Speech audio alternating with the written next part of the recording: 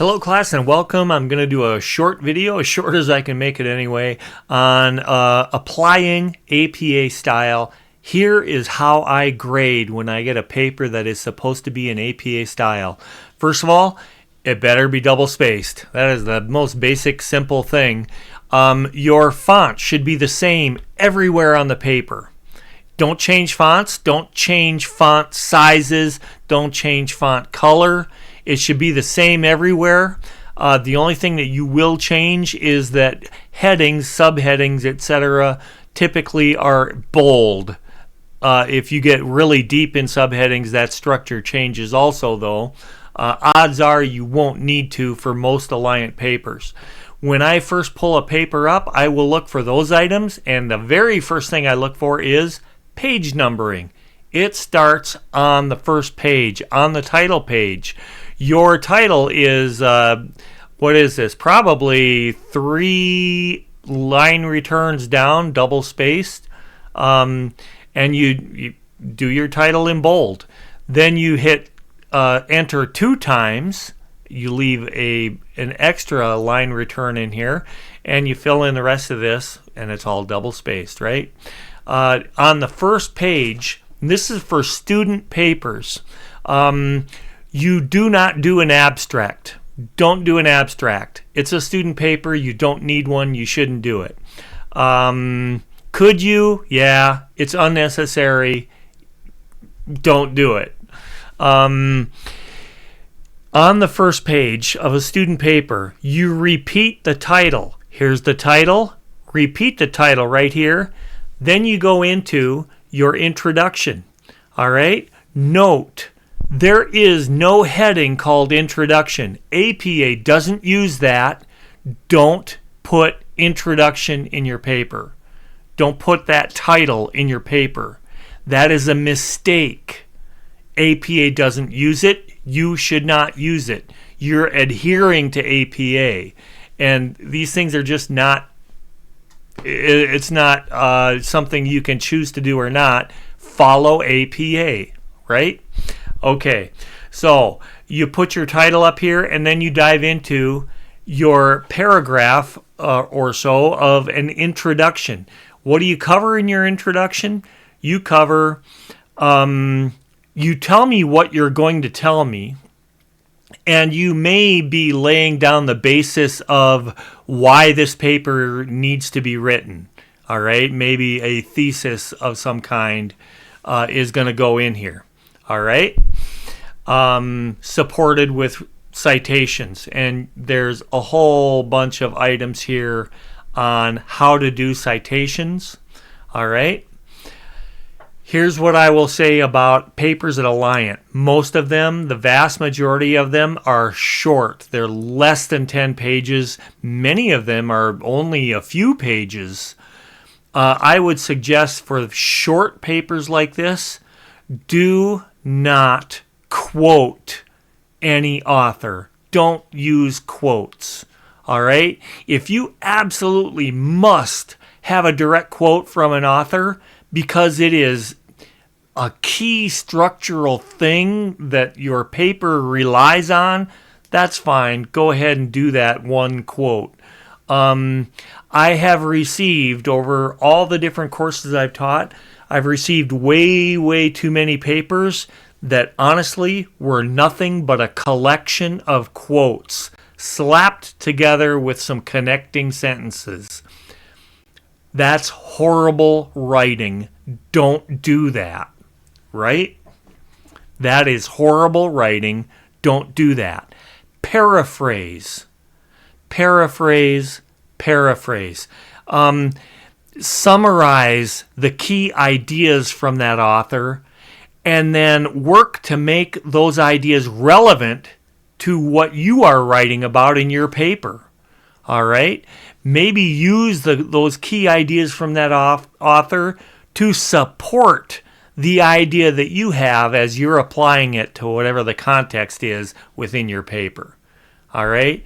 That's a perfect way to use the research that you're gathering from your different sources and putting it together your own ideas that you're presenting.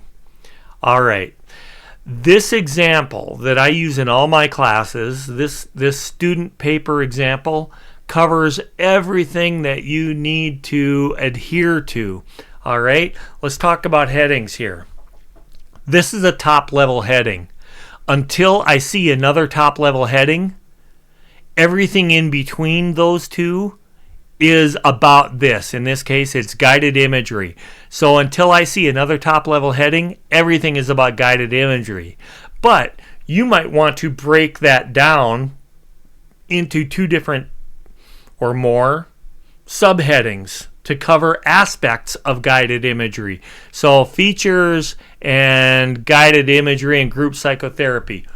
Rock on. There's a breakdown, and they used subheadings, level 2 headings in APA to differentiate between that and the overall heading of guided imagery.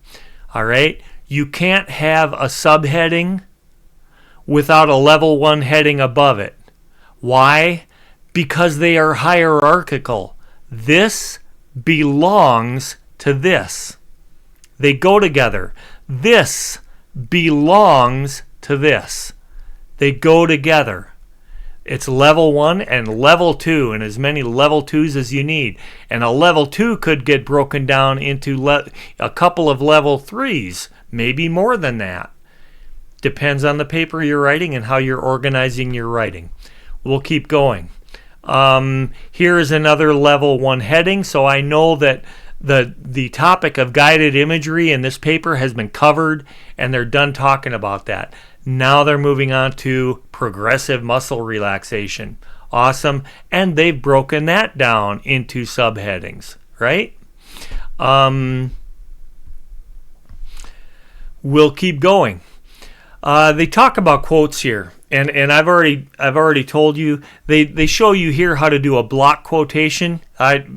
In a short paper, less than 10 pages, I don't think a block quotation is a very good idea at all. In a very short paper of less than 5 pages, you should never use a block quote. All right? You're running the risk of showing the world some bad writing where your paper is nothing but a collection of quotes.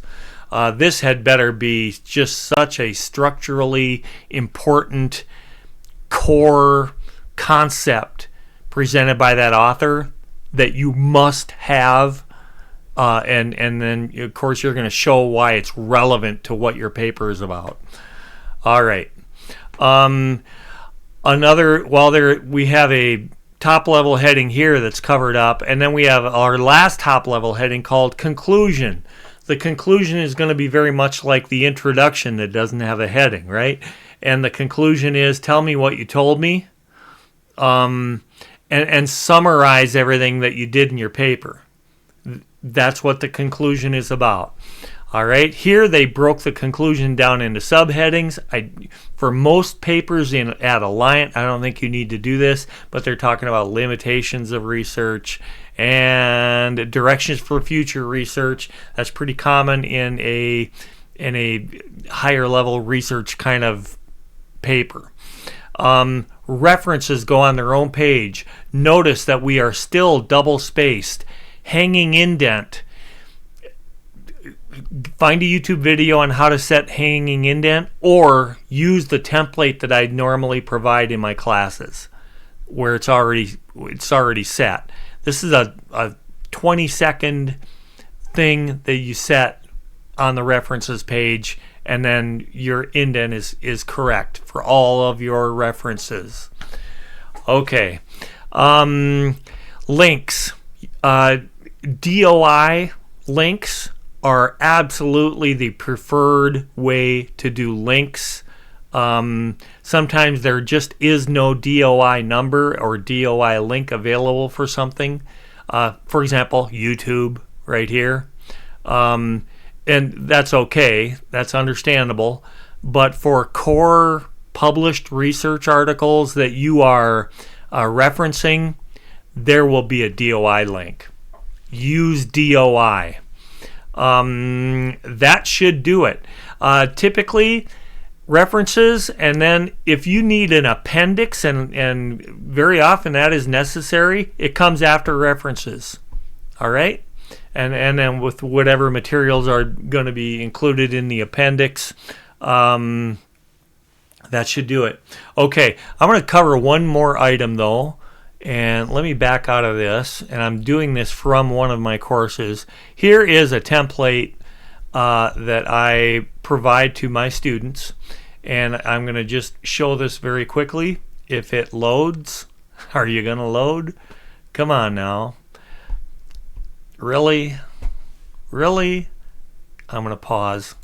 Okay, it finally loaded. Here is the template that I typically use, and it's kind of, well, you can see the setup. Here we got the page numbering, title. It's kind of a fill in the blank as you go along here.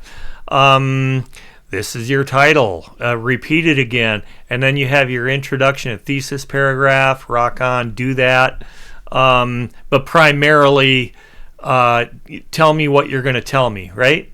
And then it gets into top level heading, second level heading, and discussion could be a heading. Usually your headings are really determined by the assignment instructions. If an assignment says you need to cover these 3 things, then you've got 3 headings plus a conclusion, right? And here's the conclusion. Tell me what you told me.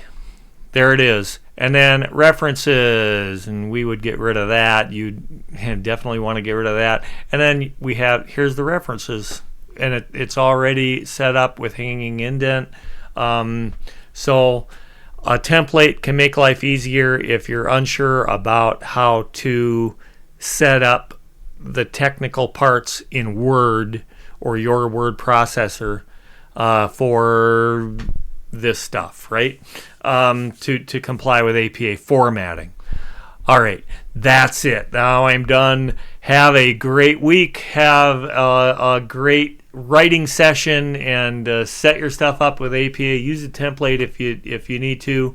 But make sure you cover these items that I have addressed already. Page numbering right off the start, getting your title right, repeating your title and doing your introduction, having correct hierarchical headings and subheadings, and then give me a conclusion and tell me what you told me, and then go to a new page and put your references in the correct format, right? Note this. There's formatting for italics and things that go on where you have to do your references. All this stuff is available online for you to review in greater detail than what I'm showing here. And hopefully, like I said earlier, none of this is new to you and you're ready to rock and roll. Okay, that's it. I'm out. Have a great week and enjoy writing in APA style. Catch you guys later. Bye.